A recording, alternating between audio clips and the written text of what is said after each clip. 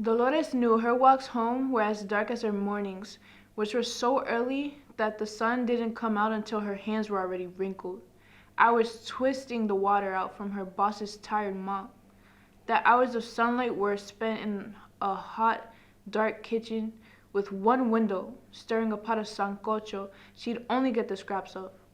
She stirred and stirred near the stove while wiggling her legs to keep the mosquitoes from sucking the last bit of blood she had left. Blood she had realized she had previously taken for granted. When her day was done, she knew her walk home would be black, lit by only the colmado, at the top of the hill, a mile away from where she was coming from. Odd. She would spend that time thinking about blood. She would ask herself, and quite verbatim, where had her blood gone? When would it come? She knew she should be bleeding red. She saw it before. Now, she didn't know when she would see it again. You see, Dolores Florentina Paredes did not know this. But it's possible that a life in the constant darkness causes an aching low self-esteem due to the inability to see one's own beauty. She was too young. He was too old for her, but at least she had seen him in the light guided by the colmado.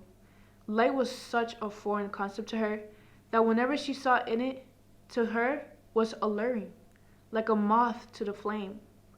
The flame was this man who she feared, at this point, might have stolen her blood from her. It's been 2 months. 2 weeks of believing it will come. 1 week of going to the bathroom, wondering why her piss was still yellow. Another week of worry, questioning details, regretting not having taken control, regretting not telling him no, she wasn't ready.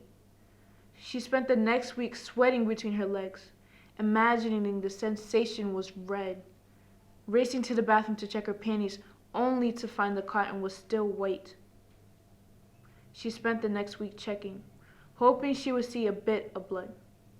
The last week, unable to breathe, feeling the yearning to release the blood from inside of her, to relieve her.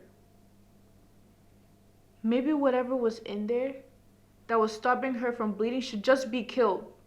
She thought about it, lying on the floor of the kitchen with one window, and in that moment, a mosquito lands on her knee. She does not smash it. She wipes her tears and wonders, maybe, just maybe, it was all the mosquitoes that took her blood away. Maybe that was it.